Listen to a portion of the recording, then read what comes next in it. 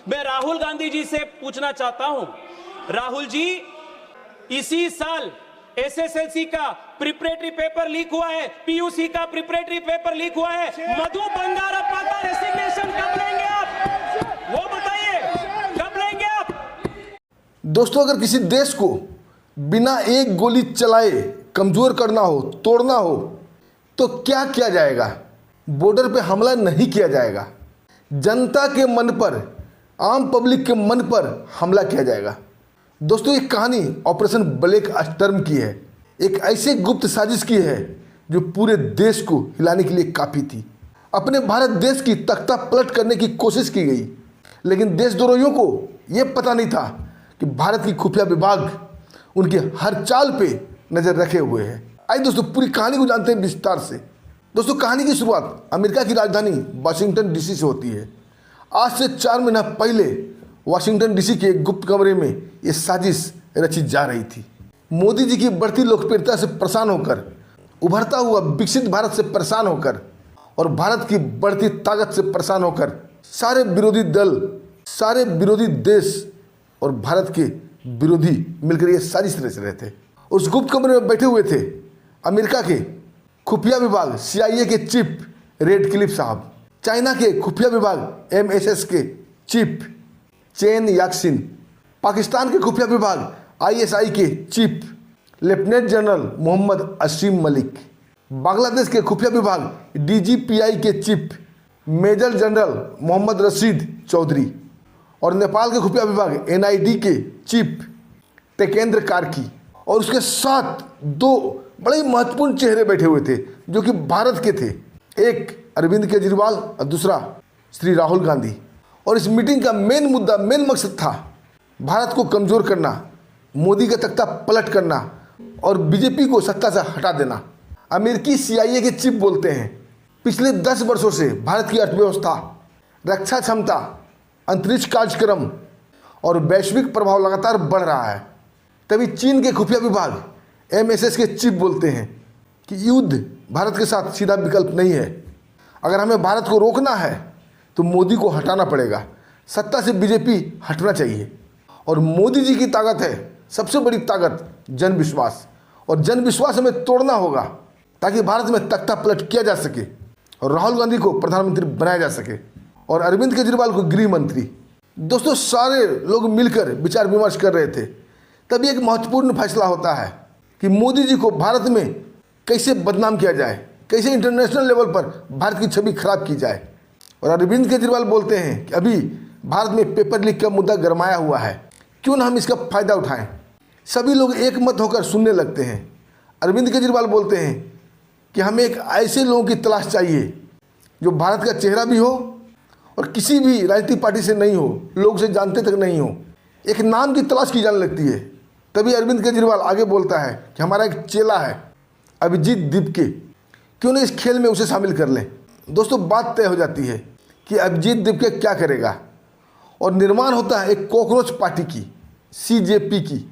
और Abhijit Dipke cockroach party का ऐलान करता है और इसे इमोशनल हवा दिया जाता है कांग्रेस के द्वारा, आम आदमी पार्टी के द्वारा, सपा के द्वारा और ममता बनर्जी की पार्टी के द्वारा। मतलब जितने भी देश विरोधी लोग थे इसको हवा में फैलाना शुरू करते हैं और 3-4 दिन में ही कॉकरोच जनता पार्टी मिलियन सब्सक्राइबर पा लेती है। अब प्लानिंग का दूसरा दौर शुरू होता है। फिर से एक मीटिंग वाशिंगटन डीसी में बैठती है और सारा रूपरेखा तैयार होने लगता है कि किसे क्या करना है। और इस मीटिंग में अभिजीत दीपके भी था। अभिजीत दीपके को पूरी बात नहीं बताई जाती है, उसे सिर्फ इतना बताया जाता है कि भारत जाना है और भारत के दिल्ली के जंतर मंतर में तुम्हें, क्योंकि पेपर लीक समस्या छात्र की दुखती रग थी और इसी दुखती रग पर तुम्हें हाथ रखना है, छात्र ऑटोमेटिक दौड़े चले आएंगे। इतना समझाने के बाद उसे वहाँ से निकाल दिया जाता है। अब दूसरा कई विकल्प पर चर्चा होने लगती है। पहला विकल्प कि अगर जंतर मंतर पर भीड़ उमड़ आती है, छात्र आते हैं, तो उसे के खाने पीने का व्यवस्था क्या होगा, कौन करेगा। इसका ठेका पाकिस्तान लेता है और पाकिस्तान के ISI के चीफ बोलते हैं ये नॉर्मल सी बात है, मेरे कई पाकिस्तानी स्लीपर सेल भारत में एक्टिव हैं और दिल्ली में भी एक्टिव हैं, उनमें से किसी को भी ये टास्क दे दूंगा। रहा खर्चे की बात, तो खर्चा मैं उसे दे दूंगा। और पाकिस्तानी एजेंट मोहम्मद जुनैद को अलर्ट किया जाता है कि पूरे खाने पीने की जिम्मेदारी तुम्हारी। करोड़ों रुपया की फंडिंग मोहम्मद जुनैद के खाते में आ जाती है। मोहम्मद जुनैद अपने कई गद्दार दोस्तों के साथ मिलकर इसके लिए तैयार हो जाता है, भूमिका बनाने लगता है। अब दूसरी समस्या थी भीड़ जुटाने की। तो केजरीवाल बोलता है हम देश विरोधी लोग जितने भी लोग हैं व्हाट्सएप पर, इंस्टाग्राम पर, फेसबुक पर, यूट्यूब पर इसको खूब चर्चा फैलाएंगे और छात्र को इमोशनल ब्लैकमेल किया जाएगा और छात्र के नाम पर अपने सभी पार्टी के जितने भी गुंडे हैं उसे वहाँ भेजा जाएगा। बाकायदा सोशल मीडिया पर एक टीम बनाई जाती है। जितने भी गद्दार सोशल मीडिया इन्फ्लुएंसर थे उन्हें हायर किया जाता है, चाहे वो यूट्यूब के हो, फेसबुक के हो, इंस्टाग्राम के हो या व्हाट्सएप के हो। सबको भरपूर फंडिंग की जाती है, बहुत पैसे दिए जाते हैं और काम सिर्फ एक था कि पानी पी पी कर मोदी को गाली देना, देश के खिलाफ बोलना। आज दोस्तों ये कॉकरोच गद्दार लग जाते हैं इस काम में, वो अपनी पृष्ठभूमि तैयार करने लगते हैं।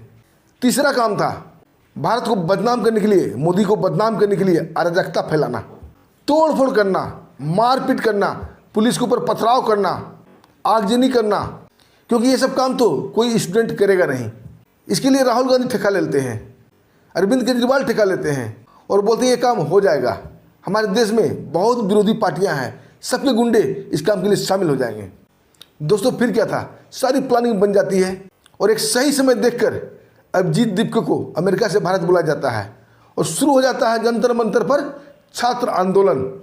आंदोलन शुरू हुआ था छात्र के नाम पर और छात्र भी पहली बार चौंक जाते हैं कि चलो उनके बारे में सोचने वाला भी कोई है, उनके बारे में भी कोई पूछ रहा है, जांच रहा है। पूरे भारत के छात्र काफ़ी खुश हो जाते हैं और इस आंदोलन में कूद पड़ते हैं सोनम वांगचुक साहब। वो भी DRDO के महत्वपूर्ण आदमी थे। जब वांगचुक साहब आते हैं ये प्रोटेस्ट और रंग लाता है। राज्य के कोने कोने से स्टूडेंट वहाँ पहुँचना शुरू होते हैं। जैसे स्टूडेंट की भीड़ लगती है वहाँ पिज्ज़ा, बर्गर, आइसक्रीम, खाना देने वाला ये लोग वहाँ के लाइन लगा लेते हैं। हर तरफ से पिज्ज़ा बर्गर वाले आते हैं, जिसको चाहे उसको पका देते हैं। यानी कि एक तरह से बोलिए तो स्टूडेंट की मौज हो जाती है। और सोशल मीडिया इन्फ्लुएंसर इस बात को बढ़ा चढ़ा कर फैलाते हैं कि भारत में लोग मोदी से नाराज हैं और दान स्वरूप पिज्ज़ा बर्गर खाना भेजा जा रहा है। लोग इस आंदोलन से काफ़ी खुश हैं और गुमनाम दान दिया जा रहा है।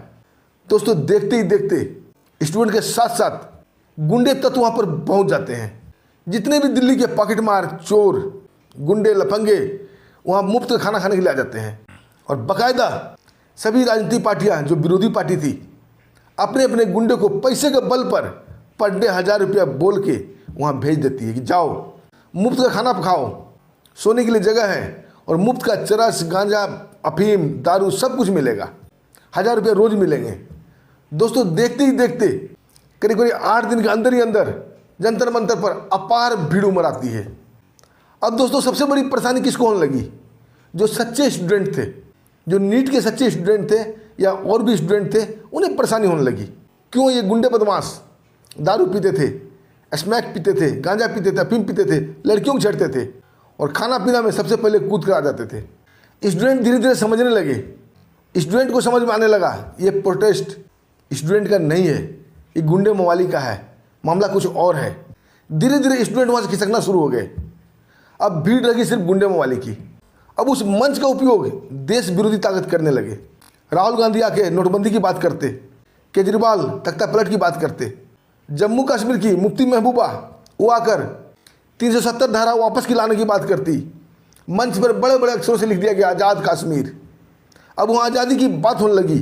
टुकड़े टुकड़े गैंग ने पूरे मंच पर अतिक्रमण कर लिया, गुंडे लफंगों ने पूरे भीड़ पर अतिक्रमण कर लिया, लाठियाँ तैयार होने लगी, पुलिस से मुकाबला करने के लिए सब कुछ तैयार होने लगा। बाकायदा पुलिस को चिढ़ाया जाने लगा क्योंकि उनका मनसा था पुलिस एक बार रंग में आए तब उन्हें मजा चखाया जाएगा। वहाँ जो भी CCTV कैमरा लगा गया था उसे तोड़ा गया, तोड़ कर अपने घर ले गए। दोस्तों चारों तरफ फंडिंग की दौड़ हो रही थी। चाइना से फंडिंग आ रही थी करोड़ों करोड़ों रुपया, अमेरिका फंडिंग कर रहा था करोड़ों करोड़ों, पाकिस्तान अपने औकात के मुताबिक पैसा दे रहा था, बांग्लादेश से पैसा आ रहा था और तो और दोस्तों अमेरिका से, चीन से, बांग्लादेश से, पाकिस्तान से लोग आने लगे प्रोटेस्ट में। अब सोचिए प्रोटेस्ट भारत के स्टूडेंट के बारे में हो रहा है, अब विदेशी लोग आ रहे हैं, विदेशी पत्रकार तक आने लगे। सरकार पहले इसे हल्के में ले रही थी, वो एक नॉर्मल स्टूडेंट का प्रोटेस्ट समझ रही थी और इस बारे में सरकार सोच रही थी क्या करना है क्या नहीं करना है। लेकिन खुफिया विभाग का कान खड़का। रॉ इंटेलिजेंस ब्यूरो के जितने भी अधिकारी थे उनके कान खड़के कि ये मामूली कार्रवाई नहीं है, ये तो बांग्लादेश के तर्ज पर, नेपाल के तर्ज पर तख्ता पलट की तैयारी चल रही है।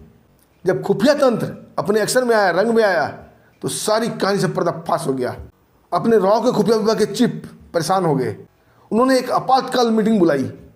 उस मीटिंग में शामिल थे प्रधानमंत्री मोदी जी, गृह मंत्री अमित शाह, हमारे रक्षा अभियान के नेता अजीत डोभाल, हमारे आर्मी के बड़े बड़े अधिकारी। जब उन तक ये मैसेज पहुंचा कि ये उपद्रवी हैं, स्टूडेंट नहीं हैं, और सारी प्लानिंग का पर्दाफाश हुआ, तो सबके होश उड़ गए। क्योंकि इनकी प्लानिंग थी एक एक राष्ट्रभक्त का इस्तीफा लेना। डायरेक्ट मोदी जी से इस्तीफा नहीं मांगा जा सकता था, अमित शाह से इस्तीफा नहीं मांगा जा सकता था, योगी जी से इस्तीफा नहीं मांगा जा सकता था। इसलिए शुरुआत हुआ धर्मेंद्र प्रधान से। और दोस्तों, धर्मेंद्र प्रधान के इस्तीफा पर छात्र अड़ गए। छात्र नहीं, सॉरी, ये विरोधी, ये गुंडे अड़ गए। क्योंकि इनका मकसद था धर्मेंद्र प्रधान के इस्तीफा के बाद नितिन गडकरी का इस्तीफा लिया जाएगा। यानी जितने भी देशभक्त हैं, इनके टारगेट में 5 लोग थे: मोदी जी, अमित शाह जी, योगी जी, नितिन गडकरी जी और धर्मेंद्र प्रधान जी। अगर ये राष्ट्र के देशभक्त ताकतें हट जाएगी तो बीजेपी के तख्ता पलट करना आसान हो जाएगा। और शुरुआत इन्हें धर्मेंद्र प्रधान से करना था। लेकिन बातों ही बातों में जो गुंडे थे वो खुलासा कर जाते थे और पुलिस वाले को बोलते थे कि फिर मिलेंगे नितिन गडकरी के इस्तीफे के बारे में। दोस्तों, ये कान खड़ा करने वाली बातें थी। खुफिया विभाग को समझ में आने लगा कि एक चाल है और मंथर गति से चल रहा है। धीरे धीरे करके ये राष्ट्र भक्त को निगल जाएगी। भारत के दिल्ली के साउथ ब्लॉक में एक गंभीर मीटिंग चल रही थी और मीटिंग में निर्णय लिया गया कि प्रधान जी को तत्काल इस्तीफा दे दिया जाना चाहिए, ताकि ये देश विरोधी का मंशा आगे ना बढ़ पाए। इससे पहले कई कारनामे हो चुके थे। राहुल गांधी पूरे को लेकर संसद घेरने की तैयारी कर रहे थे। ये गुंडे पुलिस के ऊपर पथराव कर चुके थे। पुलिस लाठीचार्ज करती, उस भीड़ में गुंडे ममाली पुलिस को ही मारने पीटने लगे थे। कई ऑफिसर घायल हुए, कई पुलिस वाले के आंख फूटे, हाथ टूटे, पैर टूटे। और जितना भी सोशल मीडिया, गद्दार मीडिया, इन्फ्लुएंसर थे, ये सब नेटवर्क फैलाने लगे कि छात्र को मारा जा रहा है, छात्र को दौड़ा दौड़ा के पीटा जा रहा है, डंडे में कील लगाए जा रहे हैं और डंडे में कील लगा के पुलिस मार रही है। अब सोचिए दोस्तों, पुलिस डंडे में कील क्यों लगाएगी? ये डंडे में कील लगाने वाले यही देश विरोधी गद्दार, यही गुंडे थे, ताकि दिल्ली पुलिस को बदनाम किया जाए। लेकिन इसका भी पर्दाफाश होता है। अभी आगे वीडियो में देखिएगा दोस्तों, जबरदस्त पर्दाफाश होता है। और अभिजीत दीप के ऐसे फंसता है दोस्तों, ऐसे फंसता है कि आप बोलिएगा वाह। वीडियो को छोड़िएगा नहीं दोस्तों, लास्ट तक जरूर देखिएगा। गजब की कहानी है ये। उसके बाद दोस्तों संसद मार्च होता है, लाठीचार्ज भी होता है, सब कुछ होता है। लड़कियां आती है, पता नहीं ऐसे गंदे गंदे कमेंट करती है। कोई मोदी जी के 13वें की खाने बांट रही है, कोई बहुत गंदा गंदा बातें बोल रही है जो नहीं बोलना चाहिए।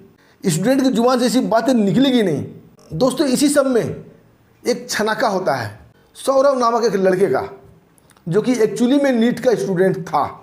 वो धमका कर देता है, वो बोलता है कि हमारी प्रॉब्लम हम जानेंगे। सत्ता पक्ष या विपक्ष कोई भी मीटिंग करे तो स्टूडेंट के साथ करे। स्टूडेंट की प्रॉब्लम स्टूडेंट ही जानते हैं, ये नेता लोग नहीं जान पाएंगे। इस्तीफा से क्या होगा? कुछ नहीं होगा दोस्तों। सारी बातें खुलकर जब बताने लगता है कि प्रॉब्लम कहाँ है, अब लोगों को समझ में आने लगा था कि वहाँ जितने प्रदर्शन कर रहे हैं ये सब गुंडे हैं, सब पैसे पे बिके हुए हैं, सब पैसा लेकर आ रहे हैं। जितनी भी लड़कियां आ रही है सबको 1-1 रुपये रोज दिया जाता है, ताकि गंदी गंदी बातें बोलकर हीरोइन बनो, हीरो बनो। और सोशल मीडिया का बाकायदा एक टीम तैनात किया गया था, जिनका काम था दिन भर इसको पूरे देश में फैलाना और भोले वाले जनता को मोदी के खिलाफ करना, देश के खिलाफ करना।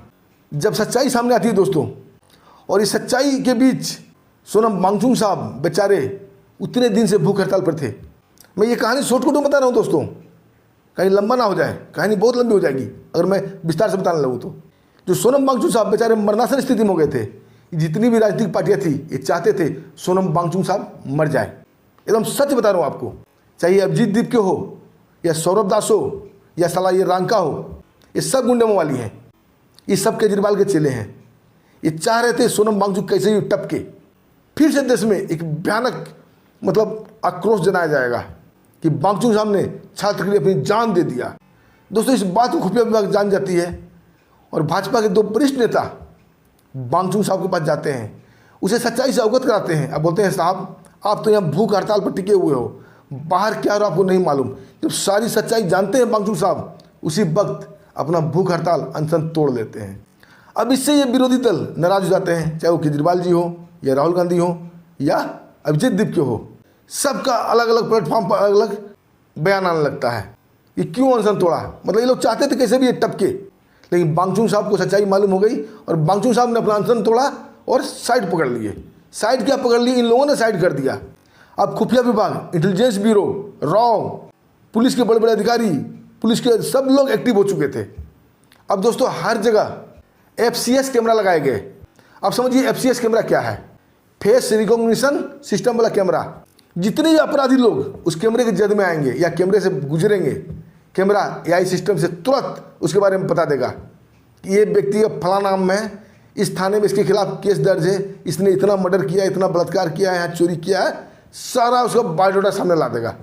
दोस्तों ये इस कैमरा को लगते ही वहाँ कॉकरोचों में हड़कंप मच गया। अब सारे कॉकरोच डर गए कि अब मेरा क्या होगा, क्योंकि ये तो स्टूडेंट थे नहीं, ये तो गुंडे मवाली थे। अब इनकी हालत ख़राब होने लगी। इधर प्रधान जी ने इस्तीफा दे दिया था, इनके पास अब कोई काम रहा नहीं, अब तो ये बेरोजगार हो गए, फंडिंग बंद, खाना पीना बंद। इन्होंने अपना प्रोटेस्ट वापस ले लिया, लेकिन जाते जाते कह गए कि फिर मिलेंगे नितिन गडकरी के इस्तीफा के लिए। और ये सब प्लान तो पहले लीक हो चुकी थी। और ये पुलिस वाले से कह के जा रहे हैं कि पुलिस अंकल फिर मिलेंगे नितिन गडकरी के इस्तीफा के लिए। सोचिए इनकी मंशा क्या थी, प्रधान जी के बाद नितिन गडकरी, फिर अमित शाह, फिर मोदी जी, मतलब देश का तख्ता पलट करना। और वो खरबों की फंडिंग हो रही थी, जिसे नेपाल और बांग्लादेश की तर्ज पर बनाया जा रहा था। अब दोस्तों सरकार एक्शन में आ गई, खुफिया विभाग एक्शन में आ गया, पुलिस प्रशासन एक्शन में आ गई, आर्मी विभाग भी एक्शन में आ गया। अब चारों तरफ से FCS कैमरा से इनका निकालना जाने लगा फोटो, नाम। बिहार में रातों रात 400 साढ़े 400 लोग गिरफ्तार किए गए। सभी जितने भी अपराधी तत्व के लोग थे, जितने भी सिस्टम में शामिल थे, सबका फोटो चौक चौराहे गली गांव सब जगह लगा दिया गया कि देखो अपने सपूत के कारनामे। कहीं गार्जियन को तो पता नहीं था। आधे स्टूडेंट तो ये बोल के गए थे कि कहीं हम पढ़ने जा रहे हैं, आधे से ज़्यादा स्टूडेंट तो ये बोल के निकले कि हम कोचिंग कर रहे हैं। लेकिन ये जा रहे हैं कहाँ, जंतर मंतर। ये जा रहे हैं कहाँ, पुलिस की गाड़ी तोड़ने, पुलिस के ऊपर पथराव करने। सबका फोटो गांव घर गली चौराहा सब जगह लगा दिया गया कि भैया देख लो अपने सपूत की करतूत, तुम्हारे बेटे पढ़ने गए हैं कि यहाँ पर अपद्रव मचाने गए हैं। रातों रात गिरफ्तारियाँ शुरू हो गई। मुंबई से 900 लोगों को गिरफ्तार किया गया, बंगाल से किया गया, उत्तर प्रदेश से किया गया, हर जगह गिरफ्तारी दौड़ शुरू हो गई। अब दोस्तों इस कॉकरोचों की गांठ फट गई। ये अभिजीत दीपके, सौरभ दास, ये रांका, ये लोग तो सोच रहे थे प्रोटेस्ट खत्म हो गया, 200-500 करोड़ बना लिए, चलो 5 स्टार में पार्टी करते हैं। और ठीक ऐसा ही हुआ। अभिजीत दीपके चला गया 5 स्टार में लड़कियों के साथ पार्टी करने। दोस्तों वही अभिजीत दीपके, वही सौरभ दास, वही गुंडा रांका कल तक बोल रहा था मुझे तो टाइफाइड हो गया है, मैं तो बीमार हूँ, प्रोटेस्ट में नहीं आ पा रहा हूँ। और दोस्तों प्रधान जी के इस्तीफा के बाद सारा टाइफाइड खत्म हो गया और 5 स्टार में लड़कियों के साथ पार्टी कर रहा है। लेकिन अब खुफिया विभाग, इंटेलिजेंस ब्यूरो एक्टिव हो चुकी थी, पुलिस प्रशासन एक्टिव हो चुकी थी, उसके हर कारनामे रिकॉर्ड हो चुका था, उसके पीछे खुफिया विभाग लग चुकी थी। अब दोस्तों देश में इनका मुखौटा उतरने लगा। कल तक जो छात्र का साथ दे रहे थे, छात्र के बारे में बात कर रहे थे, उन्हें समझ में आ गया कि ये छात्र नहीं है, देश विरोधी हैं। जो लोगों को अभिजीत दीपके के प्रति सहानुभूति थी, उनका सहानुभूति खत्म हो गया। वो समझ गए ये तो बहुत बड़ा राजद्रोही है। कई वीडियो वायरल हुए। अब मीडिया कर्मी अभिजीत दीपके, सौरभ दास के पीछे पड़ गई। ये जहाँ कहीं भी दिखते उससे यही पूछा जाता कि भैया तूने तो प्रधान का इस्तीफा ले लिया, नीट का क्वेश्चन लीक के बारे में, पंजाब में क्वेश्चन लीक हुआ, वहाँ के शिक्षा मंत्री का इस्तीफा कब लोगे। दोस्तों इस बात पर दोनों मुँह छिपा के भागते नजर आए। क्यों? क्योंकि पंजाब में तो उसका बाप बैठा हुआ है, अरविंद केजरीवाल, वहाँ उसकी औकात नहीं इस्तीफा मांगने की। दोस्तों ये मुँह छिपा के भागने लगे। अब मीडिया पूरा प्रशासन के साथ मिलकर क्वेश्चन उठाना शुरू कर दी कि केरल में, कर्नाटका में, झारखंड में, पंजाब में ये सब हो रहा है, इसका क्या। अब मुद्दा क्वेश्चन लीक का नहीं रहा। अब पूरे मीडिया नेटवर्क जितने भी हैं, चाहे आज तक हो या आर भारत हो या इंडिया टीवी, सब जगह एक ही डिबेट कि आगे की रणनीति क्या होगी। हर जगह से ये एक्सपोज होने लगे। पूरे भारत के लोगों के सामने इनका चेहरा, इनका मुखौटा उतर गया। सब लोग जान गए कि ये देश विरोधी लोग हैं। अब एक्शन शुरू हो गया इनकी गिरफ्तारी का। तब सौरभ दास का एक वीडियो सामने आया कि सरकार ने मेरे से वादा किया था कि हम स्टूडेंट को गिरफ्तार नहीं करेंगे, इसके खिलाफ केस नहीं चलाएंगे। 3 मांग बांगचुन साहब ने रखी थी अभिजीत दीपके के द्वारा। क्या क्या था? पहला, प्रधान जी का इस्तीफा। दूसरा, प्रोटेस्ट में शामिल स्टूडेंट को परेशान नहीं करना, उसके खिलाफ केस नहीं करना और एक सख्त कानून बनाना। तीसरा, दोस्तों सरकार ने हाँ बोल दिया। अब गिरफ्तारियां शुरू हो गई तो कॉकरोच का जो प्रवक्ता था सौरभ दास, वो बिलबिलाने लगा, अभिजीत दीप के बिलबिलाने लगा, पूरी धमकी देने लगा देश को कि दोबारा मैं प्रोटेस्ट में फिर आऊँगा जंतर मंतर पर। अरे आकर दिखा तेरी औकात है तो। इस बार तू आ जंतर मंतर पर, मार मार के तेरे गाड़ के ना पिछवाड़े की तरह चमड़ा उखाड़ लिया जाएगा। अब तो स्टूडेंट समझ गए कि तू स्टूडेंट नहीं है, इस बार तू जंतर मंतर पे आ। अभी कल परसों मैं बता रहा हूँ दोस्तों, कल परसों जितने भी देशभक्त स्टूडेंट थे वो जंतर मंतर पर आ गए। खुला चैलेंज किया अभिजीत दीपको को कि आ इस बार दम है तो जंतर मंतर पर तेरा पिछवाड़े का खाल उतार दूंगा। लेकिन बोलते हैं दोस्तों, खिसियानी बिल्ली खम्बा नोचे। अभी पूरी धमकी देने लगा कि मैं दोबारा प्रोटेस्ट करूंगा। क्यों? आपने वादा किया, सरकार से बोला कि आपने वादा किया था स्टूडेंट के खिलाफ कोई भी केस नहीं होगा, कोई भी प्रशासनिक कार्रवाई नहीं होगी। सरकार ने भी जवाब दिया, बिल्कुल मैं अपने वादा पर अडिग हूँ। मोदी जी ने साफ साफ कहा कि मैंने कहा था स्टूडेंट के खिलाफ कोई कार्रवाई नहीं होगी, लेकिन स्टूडेंट के खिलाफ, न कि प्रोटेस्टर के खिलाफ। दोस्तों यहीं अभिजीत दीप के कॉकरोच फंस गया और दूसरा कॉकरोच, नाली का कीड़ा सौरभ दास, वो भी फंस गया। वो लोग तो इस प्रोटेस्टर्स को स्टूडेंट का नाम दे रहे थे, अब यहाँ फंस गए ये चक्रगिरनी में। अब तो ये स्टूडेंट है नहीं, सरकार हर को गिरफ्तार कर रही है, उनका जांच हो रहा है और वो स्टूडेंट है ही नहीं, तो कार्रवाई तो बनती है। कल तक अभिजीत दीप के सौरभ दास पानी पी पी के बोल रहा था कि पुलिस के ऊपर पथराव भाजपा के लोग कर रहे हैं, डंडे में कील लगाकर मारा जा रहा है स्टूडेंट को, ये भाजपा के लोग हैं जो सादे कपड़े में हैं। कल तक तो आप बोल रहे थे भाजपा वाले हैं, और आज जब सरकार गिरफ्तार कर रही है तो ये बिलबिला रहे हैं, इन्हें बचाने की कोशिश कर रहे हैं। अगर ये भाजपा के लोग हैं, पुलिस के लोग हैं, तो अभिजीत दीप के कॉकरोच क्यों बचा रहा है इसे? ये जो तिलचट्टा है सौरभ दास, ये क्यों बचा रहा है इसको, क्यों बचाने की कोशिश कर रहा है? अब दोस्तों कहीं से जब इनकी दाल नहीं गली, दोस्तों जब कहीं से चारा नहीं चला इनका, सब जगह से एक्सपोज हो गया, इनका पर्दाफाश हो गया। अब जनता इन्हें मारने पीटने की बात करने लगी, सब जान गए ये गुंडे को बचाने की कोशिश कर रहे हैं। और प्रोटेस्ट में माहौल बिगाड़ने वाला कोई बीजेपी का नहीं था, इनके ही गुंडे थे जो कि भाड़े पर लाए गए थे। अब कहीं बात मनता ना देख, ये भागे भागे कपिल सिब्बल के शरण में जाते हैं।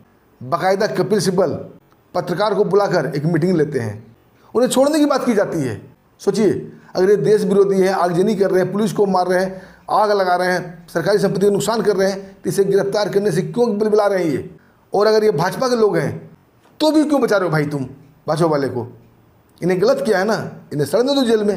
लेकिन नहीं, ये तो इनके चेले चपेटे हैं, आगे प्रोटेस्ट में तो यही काम आएंगे। और उधर योगी बाबा की पुलिस मोहम्मद जुनैद को पकड़ लेती है जाके रातों रात। उसके भाई, भौजाई, बहन सब जगह दस्तक दिया जाता है कि भैया अपनी गिरफ्तारी दो, नहीं सबको उठाया जाएगा। अब जुनैद रो रहा है, कलप रहा है। उसे सिर्फ पुलिस इतना ही पूछ रही है कि तूने रोज़ 10,000 लोगों को खाना खिलाया, 100 रुपया ही पकड़ के चलते हैं तो भैया 10 लाख होते हैं, और इतने दिन 36 दिन प्रोटेस्ट चला, करोड़ों रुपया बनते हैं, तूने इतना पैसा लाया कहाँ से? और आपकी जानकारी के लिए बता दो दोस्तों, मोहम्मद जुनैद दिल्ली में एक छोटा सा मोबाइल की दुकान चलाता है। मामूली सी इनकम, मुश्किल से 500 रुपये की इनकम नहीं होगी, और ये रोज़ करोड़ों रुपये खाना खिला रहा था। अब पुलिस ये जानना चाहती है, खुफिया विभाग ये जानना चाहती है मोहम्मद जुनैद से, तूने इतना पैसा लाया कहाँ से? और दोस्तों मजे की बात तो ये देखिए, जिस मोहम्मद जुनैद ने महीनों अपने चेले चपेटे के साथ पूरे जंतर मंतर पर खाना बांटा, उसको एक बार ये तिलचट्टा दीप के या ये तिलचट्टा सौरभ दास ने थैंक यू तक नहीं बोला। वो गिरफ्तार हो गया, उसका हालचाल भी नहीं पूछा, और 5 स्टार में जाके पार्टी कर रहा है। ये देशद्रोही किसी के नहीं होते दोस्तों, किसी के नहीं होते। ये तो अपने माँ बाप के नहीं होते जिसने इसको पैदा किया है। ये तो नाली के पैदाइश होते हैं, तिलचट्टे नाली में ही पनपते हैं। अब तो देश में रंग आने लगा दोस्तों, साजिश से पूरा पर्दाफाश हो गया। और जैसे संसद में प्रधान जी गए, भाजपा के वरिष्ठ नेताओं ने उनका खूब स्वागत किया, क्योंकि अब पर्दाफाश हो चुका था कि प्रधान जी की कोई गलती नहीं थी। ये देश विरोधी ताकत तख्ता पलट करना चाहती थी। अब मोदी जी, योगी जी, अमित शाह जी, ये लोग अब कड़े रुख अपना चुके हैं। अब देखिए जितनी भी देश विरोधी ताकतें हैं, इनके साथ क्या होता है, बस देखते रहिए दोस्तों। और हो क्या रहा है, होना शुरू हो चुका है। रोज़ ये तिलचट्टों को उठाया जा रहा है। अब ये मिमियाते नज़र आ रहे हैं। कई लड़कियां रोते नज़र आ रही है कि मैं तो फ्रस्ट्रेशन में हूँ, मैं तो मर जाऊंगी। अरे कारनामा करने से पहले, मोदी जी के 13वीं के समोसा बांटने से पहले ये नहीं सोचा था? दोस्तों, बुरा का अंत आता है और आएगा। धन हमारे खुफिया विभाग, इंटेलिजेंस ब्यूरो, रॉ, जो इस इतनी बड़ी साजिश का पर्दाफाश कर दिया। अब इनका इलाज होगा शुरू और हो चुका है शुरू। और दोस्तों, आप क्या कहना चाहेंगे? मैंने ये कहानी काल्पनिक बनाई तो जरूर है, लेकिन हो सकता है बिल्कुल 100% सही हो और सटीक बैठती है। दोस्तों, अपना विचार कमेंट के माध्यम से जरूर दीजिएगा। क्या ऐसा ही हुआ हो सकता है या नहीं, और इन तिलचट्टों के साथ क्या करना चाहिए? और दोस्तों, इसी के साथ हमें आगे दीजिए, फिर मिलते हैं एक शानदार स्टोरी के साथ। तब तक के लिए नमस्कार, जय हिंद, जय भारत।